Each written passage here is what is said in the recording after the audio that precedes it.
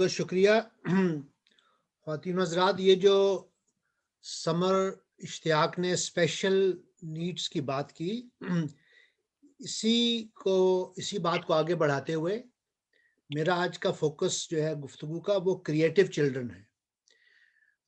इस हवाले से मैंने एक किताब लिखी हुई है, मैं उनको आपको दिखा देता हूँ। टाइटल इसका नाम है क्रिएटिव माइनॉरिटी। बाद में इस सेमिनार के बाद अगर कोई इसको पढ़ना चाहे तो मैं उनको एज ए गिफ्ट के हम भेज सकते हैं। मैंने बायोग्राफीज पढ़नी शुरू की क्रिएटिव लोगों की, शायरों की, अदीबों की, फलसफियों की, दानिश्वरों की। तो दो तीन चीज़ों का पता चला। एक ये पता चला कि ये जो क्रिएटिव लोग थे, इनके अंदर इमोशनल प्रॉब्लम्स जो थे वो बाकी लोगों से ज़्यादा थे। फिर मैंने एक रिसर्च पढ़ी आइसलैंड में कि उन्होंने मेंटल हॉस्पिटल में, वहाँ पर एक मेंटल हॉस्पिटल था, वहाँ पे जितने लोग साइकियाट्रिस्ट, उन्होंने चेक किया कि जितने स्किज़ोफ्रेनिया, बाइपोलर डिसऑर्डर जो वहाँ दाखिल थे, उन्होंने उनकी फैमिलीज़ को 3 जनरेशंस को स्टडी किया। तो वहाँ उन्होंने ये जाना कि जो जो मेंटल इलनेस का शिकार थे, उनकी फैमिलीज़ में artist, writers, painters, dancers, philosophers, उनकी तादाद आम जनरल पॉपुलेशन से 2 और 3 गुना ज़्यादा थी। तो बाद लोगों का ख्याल है कि जेनेटिकली मेंटल इलनेस की जीन और क्रिएटिविटी की जीन में इश्तराक है, वो एक ही फैमिलीज़ में चलती रहती है। एक ऑब्जर्वेशन ये थी। दूसरी ऑब्जर्वेशन, जब मैंने उन क्रिएटिव एडल्ट्स के बचपन को देखा, उनकी बायोग्राफीज पढ़ी, तो पता चला कि स्कूल जब वो गए तो उनके टीचर्स ने उनको एबनॉर्मल समझकर या मेंटली रिटार्डेड समझकर या उनको एक तरह से लेजी समझकर उनको स्कूल सिस्टम से निकाल दिया, उनको किक आउट कर दिया। बाज़ के पेरेंट्स को बुलाया और कहा कि तुम्हारा बच्चा जो है, मैंने मिसाल के तौर पे आपके लिए 2-3 जुमले निकाले। एक वॉल्ट विटमन थे, जो बहुत ही अमेरिका के मिस्टिक पोएट थे। उनकी किताब द लीव्स ऑफ ग्रास बहुत मशहूर हुई।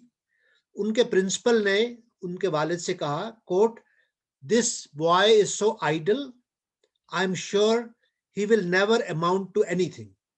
और उसको स्कूल से निकाल दिया कि ये ख्वाब देखता रहता है, खलाओं में घूरता रहता है, काम नहीं करता, होमवर्क नहीं करता, तो ये बिल्कुल ही फजूल, बेकार, सुस्त, काहिल है। तो वालिदैन ने भी टीचर की बात, प्रिंसिपल की बात मान ली और जहाँ पर उसको नौकरी दिलवाई, वहाँ पर भी उसने निकाल दिया कि ये खलाओं में घूरता रहता है। तो बाज़ जो क्रिएटिव बच्चे हैं, उनकी जो इमेजिनेशन है, वो इमेजिनेशन में अपने माहौल से अलहदा होकर एक अपने ख्वाबों की दुनिया में, ख्यालों की दुनिया में खो जाते हैं। तो अगर हम सेंसिटिव ना हो तो हमें लगता है कि वो दुनिया से डिस्कनेक्ट हो गए। तो बात ऑटिज्म की हो रही है, तो जो आर्टिस्टिक है वो एक लेवल पे, उस नॉर्मल ऑटिज्म की बात नहीं है, लेकिन ख्यालों की दुनिया में समाजी ज़िंदगी से कता ताल्लुक होकर अपने ख्यालों में चले जाना, एक फैक्टर ये था। दूसरी पर्सनैलिटी जो मैं कोट आपको करूँगा वो एल्बर्ट आइंस्टाइन की थी। उनके भी हेडमास्टर ने कहा उनके वालिद को, quote, it doesn't matter, he will never make a success of anything. कहा कि ये नाकारा है, ये लूजर है, इसको स्कूल से निकाल दिया। तो बाद में पता चला कि अगर आप आइंस्टाइन की बायोग्राफी पढ़ें कि बचपन में भी अगर कोई सवाल पूछता था तो वो चंद लम्हे इंतजार करते थे, तवक्कुफ करते थे, उसके बाद जवाब देते थे। तो लोग समझते थे ये मेंटली रिटार्डेड है, स्लो है। जब उनसे पूछा गया तो उन्होंने कहा कि जब कोई सवाल पूछता है तो मैं कुछ देर सोचता हूँ, मैं फौरन जवाब नहीं देता, मैं उस सवाल पर गौर करता हूँ, मैं उस पर सोचता हूँ, उसके बाद जवाब देता हूँ। तो हमारी जो रेगुलर गुफ्तगू होती है, हम बगैर सोचे गुफ्तगू कर रहे होते हैं। तो उनकी इस तरह के लहजे को, रवैये को लोगों ने समझा कि ये शायद इंटेलेक्चुअली स्लो है। तो ये दूसरे थे। आइंस्टाइन ने एक और बात की अपनी एक लेक्चर में कि 2 तरह की अथॉरिटी होती है। एक है रैशनल अथॉरिटी, तो कह रहे थे मैं रैशनल अथॉरिटी को मानने के लिए तैयार हूँ कि इट मेक्स सेंस, मुझे बात समझाई जाती है, वालिदैन, टीचर्स, कि मैं ये क्यों करूँ। दूसरी है इरैशनल अथॉरिटी, वो बात समझ में नहीं आती, बस मैं कहता हूँ तो तुम करो। तो बच्चे तो सवाल करते हैं कि भाई ये हम क्यों करें? तो वो बाप अथॉरिटेरियन है, बस करो, कि जी मैं कहता हूँ तो करो। तो वो बच्चा अंदर से बाप की बात नहीं मानता। वो अंदर से उसको होता है कि ये बाप जो है, ये या झूठ बोल रहा है, या इसकी कोई मतलब है कि रीजनिंग नहीं है, या ये मुझ पे रौब जमा रहा है। तो बच्चा ऊपर से चाहे बात मान ले, लेकिन अंदर से वो बागी हो जाता है। वो समझता है कि ये मुझ पर रौब और मुझ पे दबदबा। और तो आइंस्टाइन ने उसको इर्रेशनल अथॉरिटी का नाम दिया, कि हमें बच्चों को समझाना चाहिए कि भाई सड़क पार करनी है, आप रेड लाइट पे रुक जाएं, क्योंकि अगर नहीं रुकेंगे तो फिर एक्सीडेंट हो जाएगा, आप गाड़ी से टकरा जाएंगे, इस तरह। लेकिन चूंकि वो खानदान, वो माहौल जो बहुत मजहबी और रवायती हैं, वहाँ बहुत सी रवायात का कोई रैशनल रीजनिंग नहीं है। तो जी वो नानी अम्मा ने कहा, दादे ने कहा, पीर साहब ने कहा, मौलवी साहब ने कहा, फलाने ने कहा।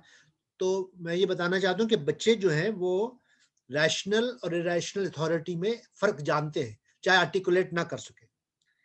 तीसरा जो शख्स था वो लियो टॉल्स्टॉय थे, जो बहुत कामयाब हुए बतौर राइटर के। उन्होंने वॉर एंड पीस और एना कैरेनिना जैसे नॉवल बेहतरीन लिखे। उनका भी ये था कि उनको बचपन में रेगुलर स्कूल में वो कामयाब नहीं हुए, क्योंकि उनको कहा गया कि ये बिल्कुल बेकार है, फजूल आदमी है, फजूल बच्चा है, ये कभी कामयाब नहीं होगा। तो मैं सिर्फ ये बताना चाह रहा हूँ कि ये बड़े बड़े अदीब, शायर, दानश्वर जो थे, वो रेगुलर स्कूल, ट्रेडिशनल स्कूल में बाज दफ़ा फिट नहीं हुए, और उनके टीचर्स ने उनको एक्सक्लूड किया, और माँ बाप ने उनको एक्सेप्ट नहीं किया। और टीन एजेस से उनके अंदर काफ़ी नफ्सियाती मसाइल, समाजी मसाइल, जहनी मसाइल पैदा होने शुरू हो गए। तो हम उन बच्चों को, उन नौजवानों को समझना चाहते हैं, उनकी तफहीम करना चाहते हैं, ताकि उनको, जैसे समर ने कहा, जैसे स्पेशल नीड है, इसी तरह क्रिएटिव चिल्ड्रन को अपनी तन्हाई के लिए, अपने क्रिएटिव कामों के लिए, अपने पैशनेट चीज़ों के लिए एक स्पेस, एक अंडरस्टैंडिंग चाहिए। मैं आपको एक मिसाल देता हूँ, जो मेरी अपनी क्लिनिकल, अपनी प्रैक्टिस में हुई। एक वालदा थी, बहुत ज़हीन, बहुत अक्लमंद। वो मेरे पास आती थी अपनी डिप्रेशन के हवाले से, इलाज करवाती थी। लेकिन एक वक़्त आया, वो कहने लगी कि मेरा बेटा है, वो पढ़ाई में इंटरेस्ट नहीं लेता, वो हर वक़्त ये वीडियो गेम्स खेलता रहता है, तो आप उसको समझाएँ। मैंने कहा ले आओ। वो बच्चा आया, कोई उस वक़्त 10-11 साल का था। वो एक्स्ट्रा ऑर्डिनरी क्रिएटिव था, और वो, जो सब कहते हैं जी कंप्यूटर गेम्स खेल रहा है, वो असल में एनिमेशन स्टडी करता था, कि जो एनिमेशन कैरेक्टर्स हैं ये क्या है। उसका ऑब्सेशन या पैशन जो था वो एनिमेशन कैरेक्टर था। लेकिन माँ समझती थी कि ये वीडियो गेम्स पे फजूल वक़्त ज़ाया कर रहा है, तो माँ और बेटे के दरमियान एक टेंशन, एक कॉन्फ्लिक्ट रहता था। मैंने माँ को समझाया कि नहीं, तुम्हारा बेटा बहुत ज़हीन है, बहुत क्रिएटिव है, नॉन ट्रेडिशनल है, तो तुम इसको एक्सेप्ट करो, इसको सपोर्ट करो। बहरहाल वो मेरे कहने पे उसने थोड़ा-सा बेटे को मतलब है, पॉज़िटिव एटीट्यूड तो नहीं हुआ, लेकिन जो शिद्दत थी, जो नेगेटिविटी थी, उसमें काफ़ी कमी आ गई, कुछ न्यूट्रल हो गया। ये सिलसिला चलता रहा, और फिर एक दिन वो आई। मैंने कभी किसी माँ को इतना खुश नहीं देखा। उस वक़्त उस बेटे की उम्र 16 साल थी। तो हुआ क्या कि उस बेटे ने अपना एक एनिमेशन कैरेक्टर बना के हॉलीवुड भेज दिया, और सबमिट करा दिया। उन्होंने, उनका एक ऑफ़िस टोरंटो में था। उन्होंने हॉलीवुड से टोरंटो, डाउनटाउन टोरंटो में जो उनका सेंटर था, वहाँ कॉन्टैक्ट किया। उन्होंने उस लड़के को मैसेज भेजा। अब वो नहीं जानते कि ये बच्चे की उम्र क्या है। वो समझ रहे हैं कोई 36 साल का या 46 साल का एक एडल्ट मैच्योर आदमी है, जिसने, उन्होंने उसको $80,000 की एक जॉब ऑफर की, as a beginning, as a entry of job जो था, वो $80,000 का था।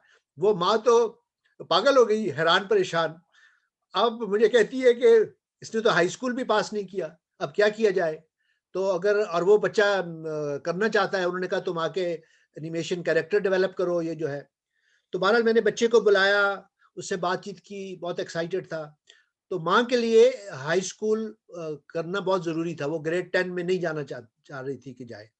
तो फिर हमने उन हॉलीवुड लोगों को बताया कि ये तो बच्चा है 10 साल का, तो क्या ये 2 साल इंतज़ार आप कर सकते हैं कि ये हाई स्कूल ख़त्म करे, इसकी माँ के लिए इम्पोर्टेंट है।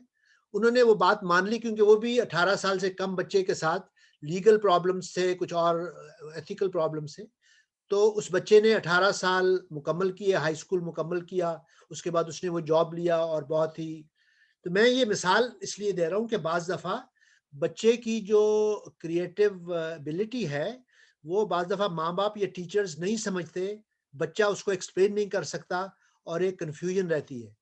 अगर आप चार्ल्स डार्विन की बायोग्राफी पढ़ें, तो चार्ल्स डार्विन को मुर्दा जो जानवर थे, वो हज़ारों परिंदों और जानवरों, वो मुर्दा-मुर्दा उसकी लाशें जमा करते रहते थे। क्योंकि उनको बाद में जो एनिमल ओरिजिन ऑफ स्पीशीज़ किताब लिखी है और वो 5 साल दुनिया में घूमते रहे एक बीगल जहाज़ में, तो वो उनके लिए वो स्पेसिमेंस थे। लेकिन अगर आप एक बच्चे को देंगे, उसने अपने बैकयार्ड में कोई 500 मुर्दा परिंदे और बच्चे और मक्खियाँ और बिल्लियाँ और पता नहीं क्या-क्या जमा कर रखी है, मकड़ियाँ और मतलब तितलियाँ और ये वो, तो आप कहेंगे ये तो या साइकोपैथ है या ये बहुत ही परवर्टेड है या बहुत ही, और बच्चा उस वक़्त आपको अपनी प्रीऑक्यूपेशन एक्सप्लेन नहीं कर पाता कि मैं क्यों ये कर रहा हूँ, उसके अंदर एक चीज़ होती है। तो मेरा कहने का मतलब ये है इस पूरी गुफ्तगू का कि बाज़ बच्चे हैं जिनकी क्रिएटिव एबिलिटीज़ हैं, वो उसको एक्सप्लोर कर रहे हैं। जैसे जैसे सारा ने कहा ना, वो अगर बॉडी को एक्सप्लोर कर रहे हैं कि वो नौजवानी में बच्चियों को पीरियड्स आ गए, लड़कों को वेट ड्रीम्स आ गई, उनकी बॉडीली चेंजेस हैं। इसी तरह उनकी मेंटल चेंजेस भी हैं, उनको एक ख़ास इंटरेस्ट है, एक मीडियम है जो जैसे मेरे लिए एक अल्फाज़ हैं। तो मैं बचपन से ना किताबें पढ़ता था और ग्रीक फिलोसोफर्स, और वो हमने हाई स्कूल में और कॉलेज में फ्रॉइड को और युंग को और एडलर को और कार्ल मार्क्स और माओ ज़ेतुंग और लेनिन और इन तमाम लोगों को पढ़ना शुरू किया। तो घर वाले तो हैरान होते हैं, वो कहते हैं कि हमने चाहते हैं आप डॉक्टर बने। मेरी वालदा आती थी कि बेटा तुम ये क्या पढ़ रहे हो, सादत मिनटों को, इससे तुम्हारा मेडिकल थोड़ा पास होगा, तुम तो फेल हो जाओगे। यू नो फिर मैंने कुछ लिखना शुरू कर दिया, तो फिर मेरी वालदा बहुत परेशान होती थी कि तुम अपनी डेटिंग और ये सारी औरतों से रिश्ते लिख देते हो। एक दिन मुझे कहती हैं कि बेटा, जो बातें छुपाने की होती हैं तुम छाप देते हो, ये तो छुपाने की बात है, ये तुम छाप देते हो, ये तो बहुत गड़बड़ है। यू नो तो चूंकि मैं खुद उस फेज से गुजरा हूं, तो मुझे अंदाजा है कि ये क्या छपवाना है और क्या छुपाना है, ये एक बहुत ही सेंसिटिव इशू है। लेकिन मैंने उन टीनेजर्स को जाना, उनकी बायोग्राफीज पढ़ी, इसीलिए जो मेरा क्लिनिक भी है, वो बहुत कम लोग इससे वाकिफ़ हैं कि वो साइकोथेरेपी क्लिनिक नहीं है, वो क्रिएटिव साइकोथेरेपी क्लिनिक है। तो क्रिएटिव साइकोथेरेपी क्लिनिक का मतलब ये है, या मेरी थ्योरी ये है कि नफ्सियाती मसाइल का क्रिएटिविटी से गहरा ताल्लुक है। जब आप क्रिएटिव बच्चे को, क्रिएटिव टीनेजर्स को आप जज करते हैं, उसकी क्रिएटिविटी को परवर्शन समझते हैं, एबनॉर्मैलिटी समझते हैं, तो वो बच्चा जो है, वो टीनेजर जो है, वो अपनी क्रिएटिविटी पे नदामत महसूस करता है, शर्म महसूस करता है, वो उसको छुपाना चाहता है, इससे उसके नफ्सियाती मसाइल बनते हैं। तो नफ्सियाती मसाइल और क्रिएटिविटी का मैं गहरा ताल्लुक महसूस करता हूँ, और हर शख्स के अंदर जो क्रिएटिविटी है, लाज़मी नहीं कि वो बहुत बड़ा आइंस्टाइन या मतलब है कि सादत हसन मिंटो ही हो। क्रिएटिविटी वो चीज़ें हैं जो जिनको करके आपको खुशी होती है। आप केक डेकोरेशन कर सकती हैं, आपकी इंटीरियर डेकोरेशन है, आप हो सकता है कपड़ों में कपड़े सीने में आपको हो, आपको अपनी कुकिंग में हो, आपको गार्डनिंग में हो। किसी तरह की भी जो ग्रीन ज़ोन आवर है, हम ग्रीन ज़ोन फिलॉसफी में बात करते हैं कि 1 घंटा आप ग्रीन ज़ोन आवर हो, वो काम करें जो आप जिससे आपको खुशी हो। वो आपकी क्रिएटिविटी की प्रोसेस है। तो स्कूल्स के अंदर बदकिस्मती से वो जो एक फॉर्मल ट्रेनिंग है, फॉर्मल स्कूल्स हैं, वो उसको इस तरह रिस्ट्रिक्ट करने की कोशिश करते हैं कि उस बेचारे की, बच्चे की क्रिएटिविटी मान पड़ जाती है। एक मैंने रिसर्च देखी कि ग्रेड 1 के जो बच्चे थे, उनकी क्रिएटिविटी 85% थी। ग्रेड 10 में उन्होंने उन्हीं बच्चों को किया तो 15% रह गई। उनको आपने जो सोसाइटी में कॉग इन द व्हील बनाने के लिए कि पढ़कर वो सेक्रेटरी बन जाए, टीचर बन जाए, वो वकील बन जाए, बिजनेसमैन बन जाए, तो उसका जो शायर, अदीब, फिलोसोफर, म्यूजिशियन है, उसको सोसाइटी जो है ना, वो कैपिटलिस्टिक वर्ल्ड में खास तौर पे, वो क्रिएटिव से आप पैसे नहीं बना सकते। जब आप पैसे नहीं बना सकते, तो आप ये पेंटिंग करके क्या करेंगे? कौन खरीदेगा?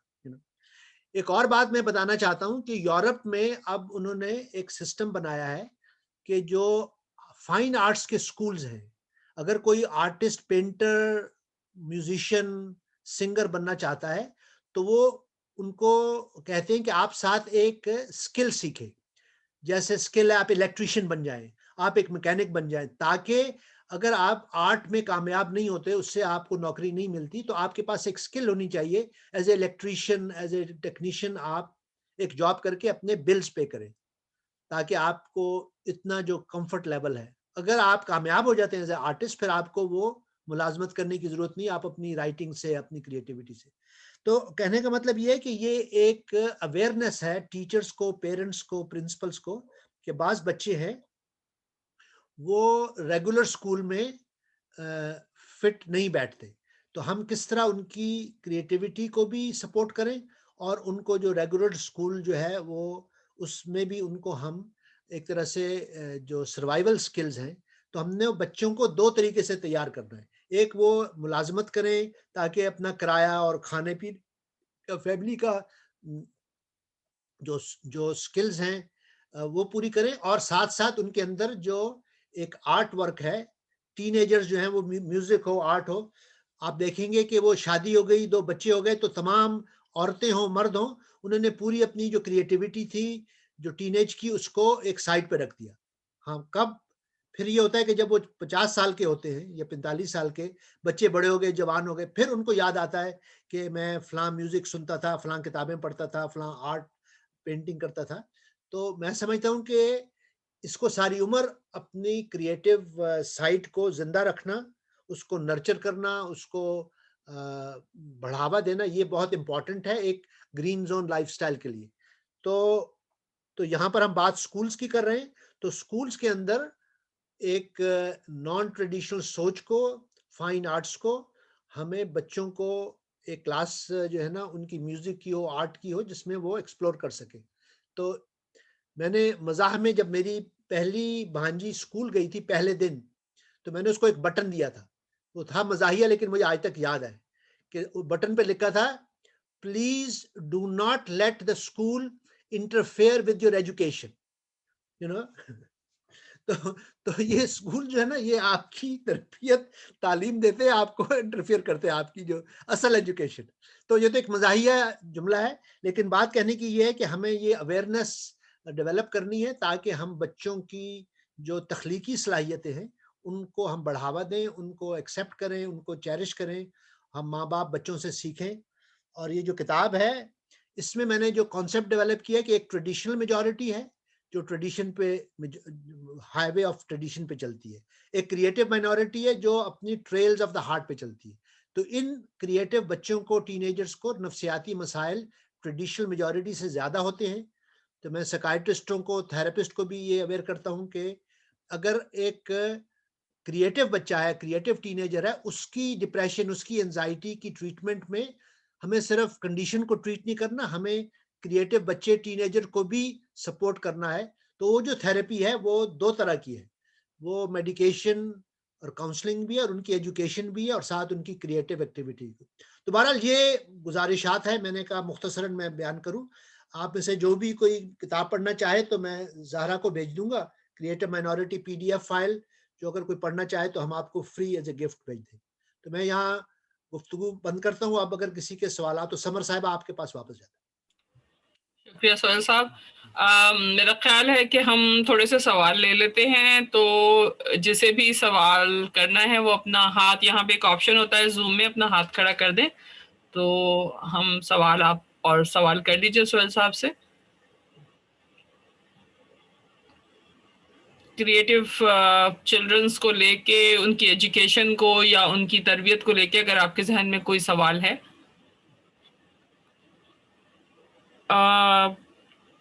सारा अली कुछ सवाल पूछना चाह रही है। जी सारा। सर जैसे आपने जिक्र किया अभी के क्रिएटिव बच्चे होते हैं, समटाइम्स इट हैपेंस कि जब बच्चे 8, 9, 10 साल के होते हैं, इस एज में होते हैं, जैसे आपने अभी वो बहुत अच्छी मिसाल दी कि ग्रेड 1 में बच्चे हैं तो उनका क्रिएटिविटी लेवल बहुत हाई होता है, और जब तक वो ग्रेड 10 में जाते हैं तो बिल्कुल वो एक, जैसे कहते हैं ना, हम सर पे कैप पहना देते हैं और वो उसी तरह से चलते हैं। समटाइम्स वो बच्चे अपनी वो जो क्रिएटिव साइड होती है उससे आहिस्ता आहिस्ता अलग होते जाते हैं, तो आप उनको कैसे हेल्प कर सकते हैं एज अ पेरेंट वापस अपनी क्रिएटिविटी से जुड़ने के लिए?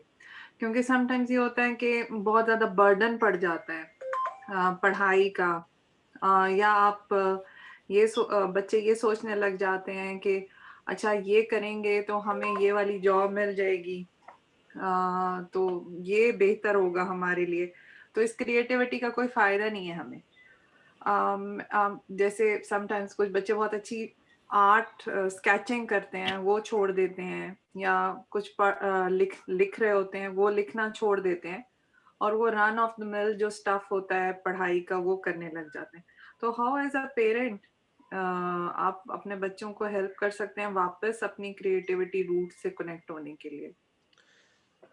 लेकिन पहली बात यह है कि हमें जो, जैसे समर कह रही थी ना, ये जो इंटेलिजेंस है, जो मैं बताना चाहता हूँ कि जो आईक्यू इंटेलिजेंस है और जो क्रिएटिव इंटेलिजेंस है, उसका फर्क मैं बताना चाहता हूँ। जो रेगुलर इंटेलिजेंस है उसकी थिंकिंग को हम कहते हैं कन्वर्जेंट थिंकिंग। तो कन्वर्जेंट थिंकिंग में ये है कि अगर आप बच्चे को 4 चीजें बताएं, बच्चे को कहें कि बेटा कुर्सी, मेज, अलमारी और डेस्क में क्या चीज कॉमन है, तो वो कहेगा कि ये सब जो है ना फर्नीचर है। तो हम 4 चीजें बताते हैं, वो एक की तरफ जाते हैं। या हमको कहेंगे जी माल्टा, कीनू, सेब और अंगूर में क्या कॉमन है, वो कहेगा जी ये सब फल है, देयर ऑल फ्रूट्स। तो ये कन्वर्जेंट थिंकिंग है, इसमें 4-5 चीजों से आप एक की तरफ जाते हैं। ये हम रेगुलर इंटेलिजेंस में इसको प्रमोट करते हैं कि बच्चा क्लासिफिकेशन सीखे कि इनमें कॉमन चीज क्या है। क्रिएटिव थिंकिंग इसके ऑपोजिट है। क्रिएटिव थिंकिंग को हम कहते हैं डाइवर्जेंट थिंकिंग। तो डाइवर्जेंट थिंकिंग जानने के लिए आप अपने बच्चों को चेक करना है कि वो उनकी क्रिएटिव इंटेलिजेंस किस लेवल की है। एक मैं मिसाल देता हूं, मैं बच्चों को वो देता हूं। आप बच्चे को एक दायरा बना के, एक सर्कल बना के दें और बच्चे से कहें कि बेटा, बेटी, आप इस दायरे से कितनी चीजें बना सकते हैं। तो एक बनाता है जिसका कप बना दिया, दूसरे ने उसकी घड़ी बना दी, तीसरे ने उसके एक एक बॉल बना दिया, एक ऑरेंज बना दिया। तो जो डाइवर्जेंट वाला है वो एक दायरे से एक बच्चा 4 चीजें बना सकता है, एक बच्चा उस दायरे से 9 चीजें बना सकता है।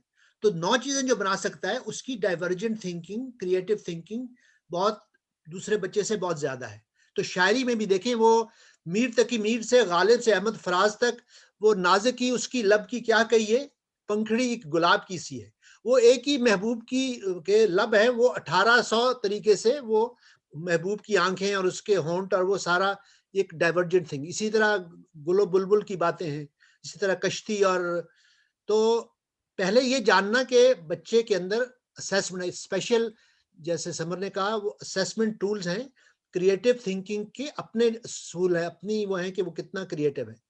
दूसरी बात ये कि जैसे हमने कहा 1 घंटा जो ग्रीन जोन का है, कि बच्चे का जो मीडियम है, ये जानना कि बच्चा किस मीडियम में, अल्फाज हैं, म्यूजिक है, साउंड है, कलर्स हैं।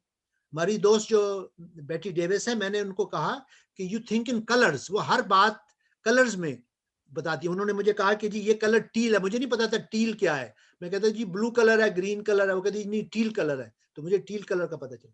तो हर इंसान का जैसे वो मल्टीपल इंटेलिजेंस है, इस तरह जो हमारी नेचर के साथ, लाइफ के साथ जो जुड़त है, हम किस मीडियम से जुड़ते हैं, हम अल्फाज से जुड़ते हैं। जैसे मेरे लिए कॉन्सेप्ट, मैं कॉन्सेप्चुअल हूँ, समर विजुअल ज्यादा है, तो जैसे आप ड्रामा लिखते हैं तो आप स्क्रिप्ट लिखते हैं, फिर जो जो डायरेक्टर है वो उसको विजुअली पेश करता है। तो ये जानना कि बच्चा, आपका बच्चा जो है वो किस मीडियम में उसको अपने आप को बेहतर एक्सप्रेस करता है। मेरे वालिद चचा कहते थे कि उनकी खाला ने कहा कि बेटा, तुम ये जो हवाओं में घूरते रहते हो ना बैठे, जिस तरह तुम हाथ रखते हो अपने चिन के नीचे, जिस तरह तुम बैठते हो, ये तुम फिलोसोफर बनोगे तुम इस तरह हवाओं में। तो अच्छा टीचर, अच्छा जो पेरेंट है, वो बच्चे की क्रिएटिविटी, उसको एक्सप्रेस सेशन को जान लेता है। बहरहाल हम और बात कर सकते हैं, मैं मुख्तसरन आपको जवाब दे। जी समर साहब।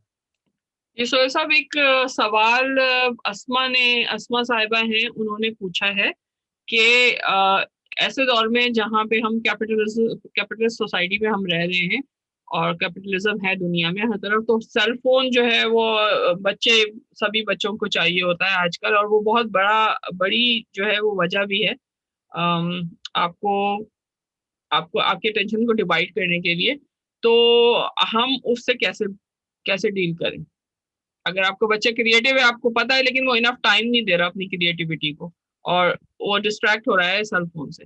अस्मा, अगर आप यहाँ हैं तो प्लीज आप बात कीजिए, ताकि पता लगे कि यही सवाल था आपका, मैं सही समझी हूँ? आप जवाब दे दें, मेरा ख्याल जी है। जी जी। देखें, एक वेस्ट में एक रूल है जिसको ग्रैंड मदर्स रूल कहते हैं। वो ग्रैंड मदर्स रूल ये है कि बच्चा जब स्कूल से आता है तो वो खेलना चाहता है, वो मतलब प्ले ग्राउंड में जाना चाहता है। माँ बाप जो है वो उसको होमवर्क करवाना चाहते हैं, तो एक निगोशिएट करनी पड़ती है बच्चे के साथ कि अगर तुम ये होमवर्क कर लो तो उसके बाद ये तुम्हें रिवॉर्ड ये मिलेगा। तो अगर हम बच्चे को सेल फोन है या वीडियो है या टीवी है, जो कुछ भी है, उसके साथ एक निगोशिएशन करनी है कि हम तुम्हारी रिक्रिएशन, तुम्हारी क्रिएटिविटी में मुखल नहीं होना चाहते, लेकिन ये एक बार्गेन है कि तुम अगर इतना काम कर लो, 8 घंटे का होमवर्क कर लो या 1 घंटे का होमवर्क कर लो, उसके बाद तुम 2 घंटे या जितना भी है। तो वो हर पेरेंट अपने बच्चे से जिसका रिलेशनशिप है, बच्चे की जो उम्र है, 6 साल के बच्चे और 12 साल के बच्चे में फ़र्क है।